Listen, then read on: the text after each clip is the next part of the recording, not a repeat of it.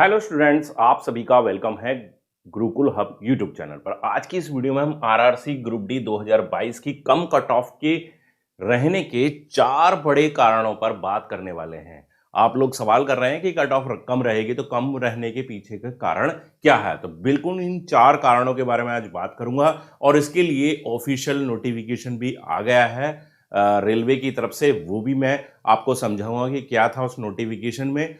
तो इन 4 कारणों को बारी बारी से समझ लेते हैं ताकि आपको भी यकीन हो जाए कि इस बार जो ग्रुप डी की कट ऑफ है वो काफी कम रहने वाली है।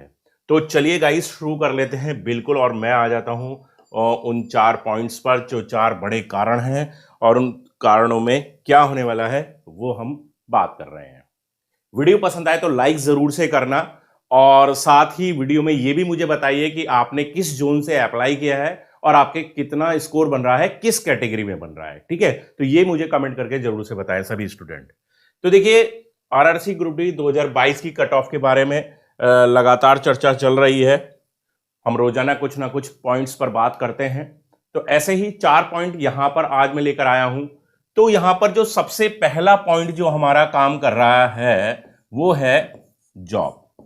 जॉब्स मतलब, कहने का मतलब ये है, इस जॉब का मतलब क्या है कि जब हमारा आरआरसी ग्रुप डी के लिए जो नोटिफिकेशन जारी हुआ था, जब वैकेंसी आई थी, है ना, जब विज्ञप्ति जारी हुई थी 2019 मार्च में, और आज 2022 चल रहा है और एग्जाम हो चुका है हालांकि, तो उस टाइम में और अब में 3.5 साल का डिफरेंस रहा है। कितना डिफरेंस रहा है स्टूडेंट? 3.5 साल का। और 3.5 साल का जो डिफरेंस होता है ये बहुत बड़ा डिफरेंस होता है ना। तो ऐसे में काफी सारे ऐसे स्टूडेंट हैं जो ऑलरेडी किसी ना किसी जॉब में लग चुके हैं, चाहे वो प्राइवेट सेक्टर में हो चाहे वो गवर्नमेंट सेक्टर में हो, है ना। किसी ने कोई बिजनेस शुरू कर लिया है। तो इसी लिहाज से जो अपेयरिंग स्टूडेंट की संख्या थी वो भी कम रही। हालांकि वो उतनी कम नहीं रही क्योंकि काफी सारे ऐसे लोग भी हैं, ऐसे स्टूडेंट भी होते हैं जो एग्जाम देकर देख लेते हैं, चलो एग्जाम है ले लेते हैं, एग्जाम दे देते हैं, लेकिन जॉब को नहीं लेते।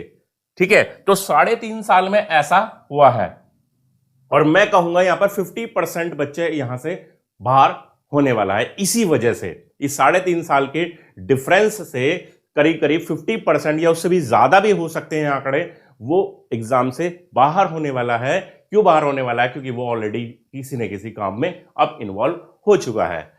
कल रेलवे ने एक नोटिफिकेशन जारी किया।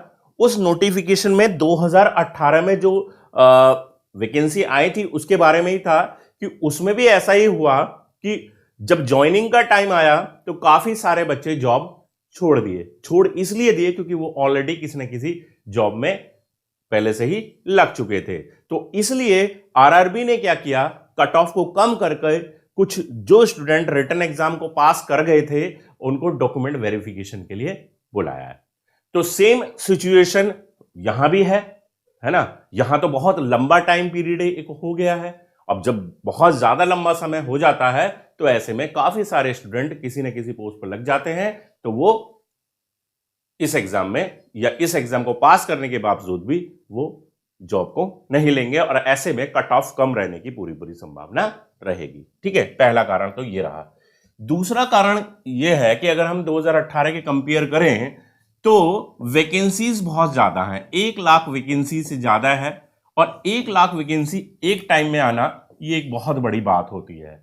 ठीक है, एक बहुत बड़ी बात है। तो वैकेंसीज के ज्यादा होने की वजह से भी यहां पर कट ऑफ पर उसका सीधा सीधा असर देखने को पड़ेगा। ना केवल अभी के रिटन एग्जाम में, मैं केवल अभी के रिटन एग्जाम की बात नहीं कर रहा, ठीक है, अभी के रिटन एग्जाम की बात नहीं कर रहा, मैं पीईटी के बाद की भी बात कर रहा हूं। हमेशा क्या होता है, पहले स्टार्टिंग में कट ऑफ थोड़ी कम रहती है ना। किसी भी आप रिटन एग्जाम में, अगर रिटन एग्जाम है उसके बाद फिजिकल है उसके बाद मेडिकल है, तो ये चीज देखते हैं कि शुरुआत में रिटन एग्जाम की कट ऑफ कम रहती है।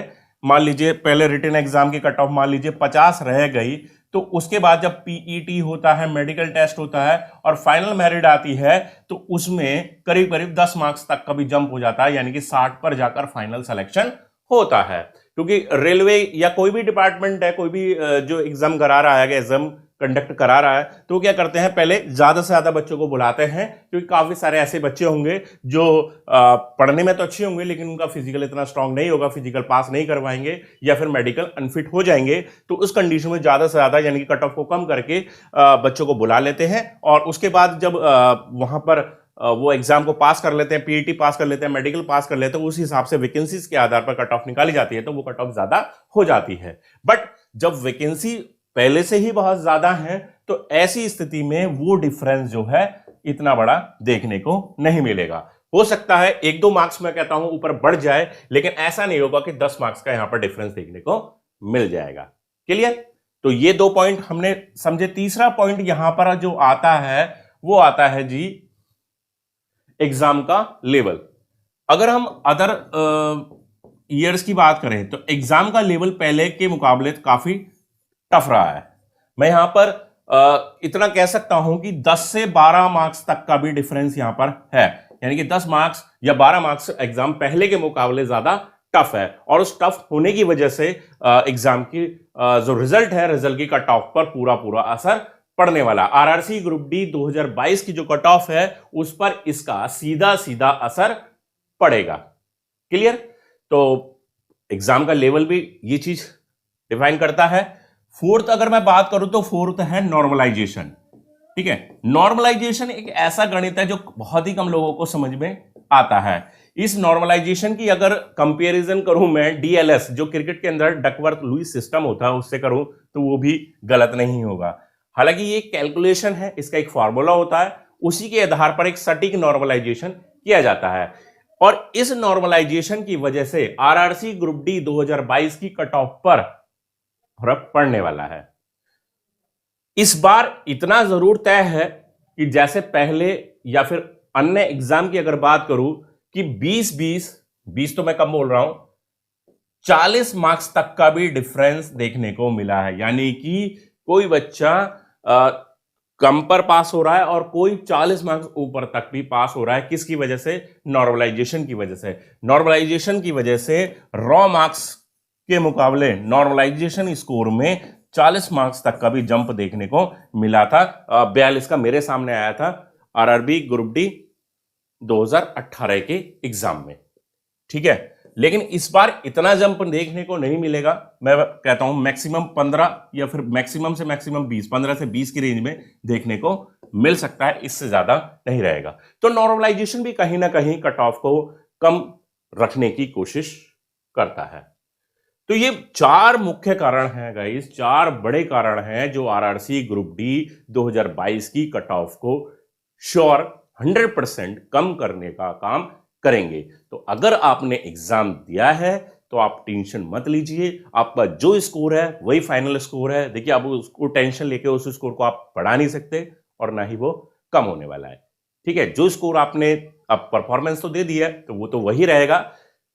अगर एग्जाम दिया है तो ये 4 कारण कहीं ना कहीं आपको मदद करेंगे आरआरसी ग्रुप डी 2022 के रिजल्ट की कट ऑफ को पास करने में। तो गाइज, आज की वीडियो में यही था, आपके सामने यही 4 बड़े जो कारण थे वो मुझे शेयर करने थे। आई होप कि आपको एक एक पॉइंट बिल्कुल क्लियरली समझ में आ गया होगा।